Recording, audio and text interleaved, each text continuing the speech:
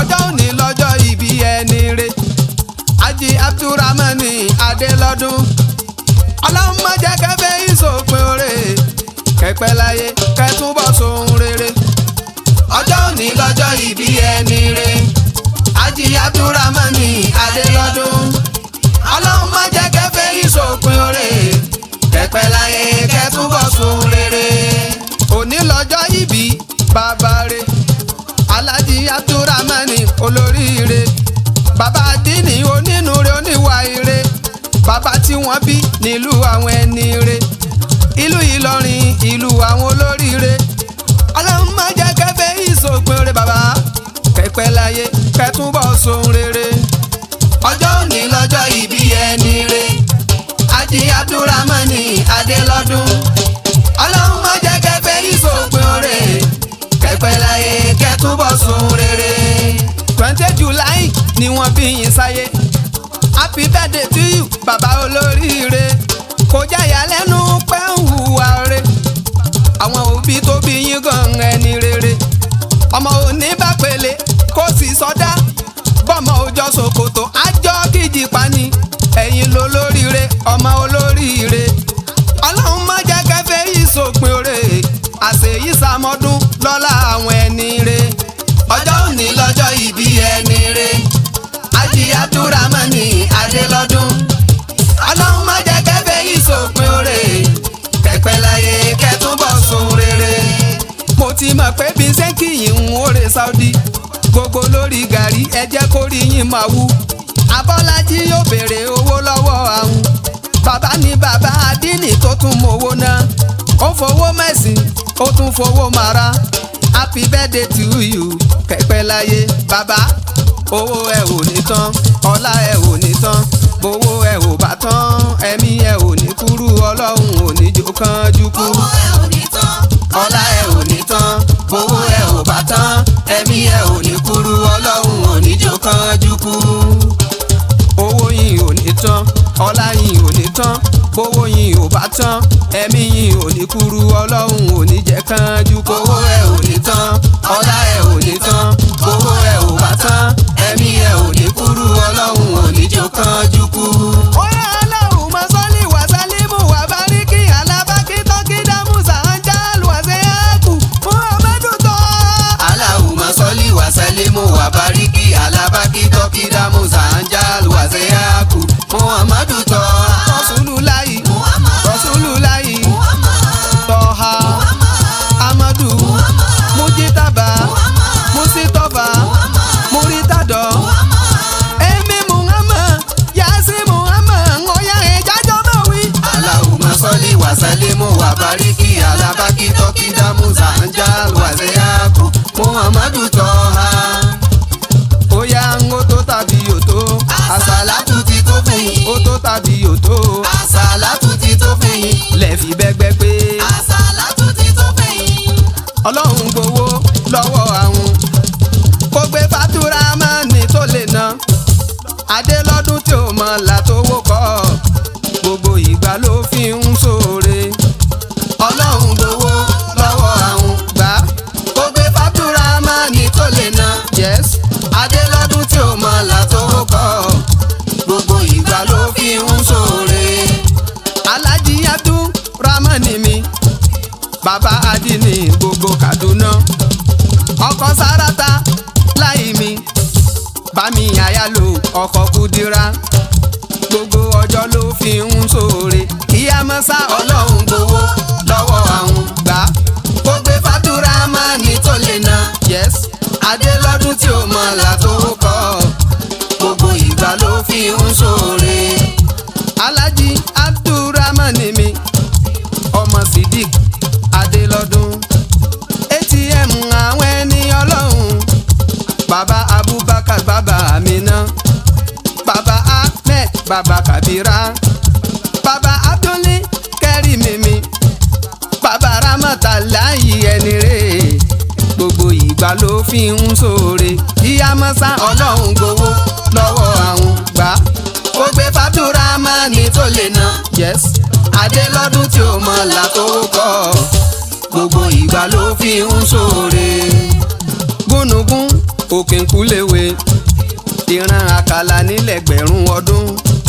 Bàbá mi ọdọọdún là ń rórógbó, adé lọ́dún ọdún là ń ráwùsà. Àkósásàmúra kì í gbẹ fowó, ẹ̀mí yín ogun ẹ̀ máa pẹ́ láyé. Nínú ọlá pẹ̀ lálàáfíà ara, ó yá Ọlọ́run gbowó lọ́wọ́ àwọn gbà. Ó gbé Fábírámánì tó lè ná, yes. Adé lọ́dún tí ó mọ̀ là tó kọ́, gbogbo ìgbà ló fi ń ṣoore. Ló fi jẹ́ tí ń bá kíyìn ń oore Saudi, gbogbo lórí gàrí kórì wọ́n máa wú. Abọ́lájò béèrè owó lọ́wọ́ ahun, kí a máa sá Ọlọ́run gbowó lọ́wọ́ ahun. Ó gbé Fábírámánì tó lè ná, yes. Adé lọ́dún tí ó mọ̀ là tó kọ́, gbogbo ìgbà ló fi ń ṣoore. Àfi kó rí bẹ́ẹ̀, ó yẹ kó rí bẹ́ẹ̀. Alálùbáríkà ládé lọ́dún torá lálùbáríkà ló bí wọn sáyé. Àfi kó rí bẹ́ẹ̀, ó yẹ kó rí bẹ́ẹ̀. Alálùbáríkà ládé lọ́dún torá lálùbáríkà ló bí wọn sáyé. Àfi kó rí bẹ́ẹ̀, ó yẹ kó rí bẹ́ẹ̀. Alálùbáríkà ládé lọ́dún torá lálùbáríkà ló bí wọn sáyé. Àfi kó rí bẹ́ẹ̀, ó yẹ kó rí bẹ́ẹ̀. Alálùbáríkà ládé lọ́dún torá lálùbáríkà ló bí wọn sáyé. Alájì Abdulrahmani Asidik bàbá àdínì fún gbogbo Kaduna, Vice President Muslim Council ló ń sọjọ́ ìbí. Ọjọ́ tí wọ́n wá sáyé 28 of July lọ́jọ́ tẹ̀ dáyé. Kọ́lọ̀ ń jẹ́mi yín ogun nínú ọlá ńlá. Àfi kó rí bẹ́ẹ̀, ó yẹ kó rí bẹ́ẹ̀. Alálùbáríkà ládé lọ́dún torá lálùbáríkà ló bí wọn sáyé. Alájílẹ̀ Adéọlá pàdé President Muslim Council, wọ́n ní kínkín Ṣẹ́hù Zumanu Sanu Ṣẹ́hù bàbá ní kẹgbẹ́ láyé. Alájí Adébáyọ̀ Ahmed CEO Shukura Nigeria Limited, wọ́n ní kínkín Comrade Dáúdà Abomide bàbá ní kínkín Alájí Zubairu Dàmégoro, Alájí Abdulfatai olórí ọ̀dọ́ Mọ́jà Sọ́lá Mayegun wá fún gbogbo Northern State. Bàbá ní kínkín Alájí Idrisu Àdìsá Ọ̀kanlọ́mọ Chairman Anwaru Islam, wọ́n ní kínkín gbogbo àwọn àníwúlà máhùn wọn. Àwọn alẹ́sà láti wọn gbogbo wọn náà ń kíyìn, wọ́n ní pàfi kó rí bẹ́ẹ̀, ó yẹ kẹ́pẹ́ láyé. Àfi kó rí bẹ́ẹ̀, ó yẹ kó rí bẹ́ẹ̀. Alálùbáríkà ládé lọ́dún torá lálùbáríkà ló bí wọn sáyé. Gbogbo bàdà máa ń túbí láyé yan, látòrí èlù la Fẹ́mi Sọ́lá, Lukumana Gbara máníjà pẹ̀lú gbogbo àwọn tó kù wọn ní kínkín, wọ́n ní kẹ́pẹ́ láyé torá lálùbáríkà bàbá ó yẹ kẹ́pẹ́ láyé. Àfi kó rí bẹ́ẹ̀, ó yẹ kó rí bẹ́ẹ̀. Alálùbáríkà ládé lọ́dún torá lálùbáríkà ló bí wọn sáyé. Bàbá, you just have to say thank you to Almighty Allah. You just have to say thank you to Almighty Allah. Ọba tó dá yín wá sáyé ọpẹ́ fọ́bọ́ lọ́hùn. You just have to say thank you to Almighty Allah. You just have to say thank you to Almighty Allah. Ọba tó dá yín wá sáyé ọpẹ́ fọ́bọ́ lọ́hùn. Ọlọ́run ọba làkàlẹ̀ àmdù yá sálí júdì wàlífàdìlú wàlíhùlà tàbí arákàtú ti máa tàṣà àwọn wàtàmùnà. Bàbá, ọ̀pọ̀lọpọ̀ wáyé lọ́jọ́ ọjọ́ kan tí wọ́n ò sí láàyè mọ́. Ọ̀pọ̀ ló ti kú a ò fi yọ wọn, a fi dúpẹ́ fọ́lọ́hun ọba ni. Jíjẹ mímu pẹ̀lú rọrùn ọpẹ́ fọ́bọ́ lọ́hùn. Níná lílò pẹ̀lú rọrùn ọpẹ́ fọ́bọ́ lọ́hùn. Alábíyà kan tó lọ́pẹ́ ọpẹ́ fọ́bọ́ lọ́hùn. You just have to say thank you to Almighty Allah. Ọba tó dá yín wá sáyé ọpẹ́ fọ́bọ́ lọ́hùn.